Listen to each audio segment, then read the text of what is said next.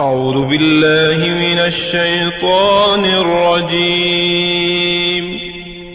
پناہ مانگتا ہوں میں اللہ کی شیطان مردود سے۔ بسم اللہ الرحمن الرحیم۔ شروع اللہ کے نام سے جو بڑا مہربان نہایت رحم والا ہے۔ دا باٹم لائن کے ناظرین کرام السلام علیکم۔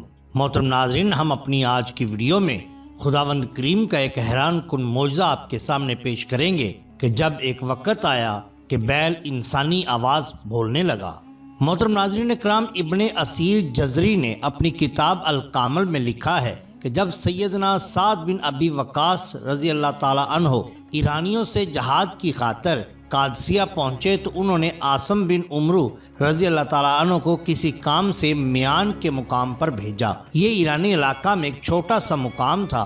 سیدنا عاصم رضی اللہ تعالیٰ عنہ جب یہاں پہنچے تو رسد کا تمام ذخیرہ ختم ہو گیا اور ان کے ساتھیوں کے پاس کھانے کے لیے کچھ نہ رہا۔ انہوں نے ارد گرد کے علاقے میں تلاش کیا کہ شاید کچھ کھانے کو مل جائے، لیکن کافی جستجو اور تلاش کے بعد انہیں کوئی گائے، بیل اور بکری وغیرہ نہ ملی جس کو وہ ذبح کر کے کھا سکیں۔ اچانک انہیں بانس کے ایک چھپر کے پاس ایک شخص کھڑا دکھائی دیا۔ انہوں نے اس شخص سے جا کر پوچھا کہ یہاں گرد و نواح کوئی گائے، بیل یا بکری وغیرہ مل سکتی ہیں؟ اس شخص نے کہا مجھے معلوم نہیں۔ سیدنا عاصم رضی اللہ تعالیٰ عنہ اس کے جواب سے مطمئن ہو کر ابھی واپس بھی نہ لوٹے تھے کہ اس چھپر کے اندر سے آواز آئی، یہ دشمن خدا جھوٹ بولتا ہے، ہم یہاں موجود ہیں۔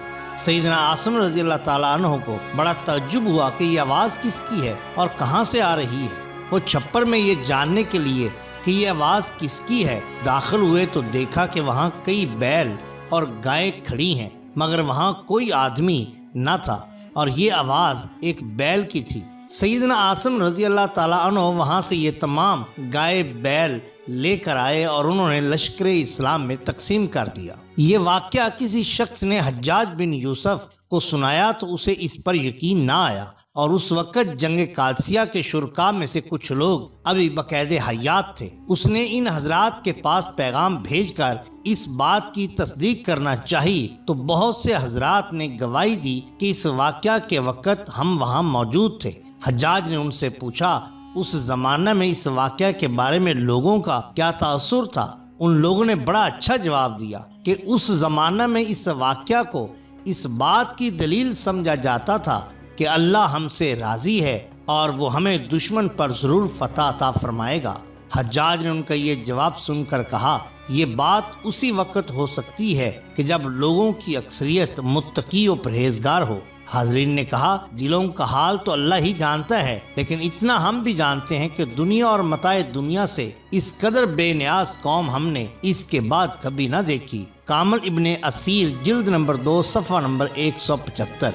ناظرین کرام، یہ کوئی ایسے اچھمبے کی بات نہیں۔ خیر القرون کا زمانہ تھا، تقوی و پرہیزگاری ہر شخص کا شعار تھی۔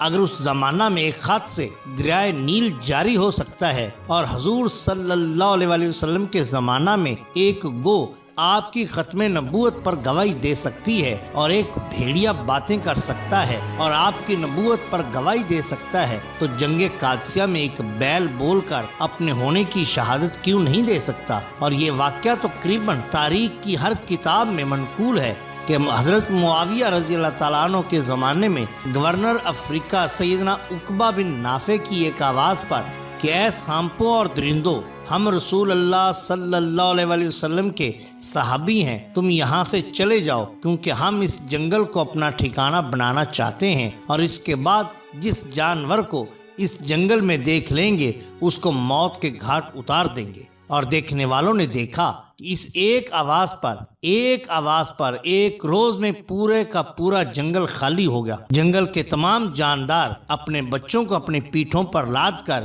اس علاقے سے دور چلے گئے۔ ہر قوم کے ہزاروں شخص یہ واقعہ دیکھ کر مسلمان ہو گئے۔ اس کی تفصیل کے لیے ابن اسیر جلد نمبر 3 صفحہ نمبر 330 ملاحظہ فرمایا جا سکتا ہے۔ محترم ناظرین کرام، یہ شان ہوتی ہے اولیاء اللہ کی۔ اگر آپ کو ہماری یہ ویڈیو پسند آئی ہو تو لائک کیجئے، سبسکرائب کیجئے ہمارے چینل دا باٹم لائن کو، تاکہ ہم آپ کے لیے اور بھی بہترین ویڈیوز لا سکیں۔ اپنے دوستوں کا گرد و نواح کے لوگوں کا بہت خیال رکھیے، اللہ اور اللہ کے رسول صلی اللہ علیہ وآلہ وسلم سے بے حد محبت کیجیے۔ آپ کا بہت شکریہ۔ اللہ حافظ۔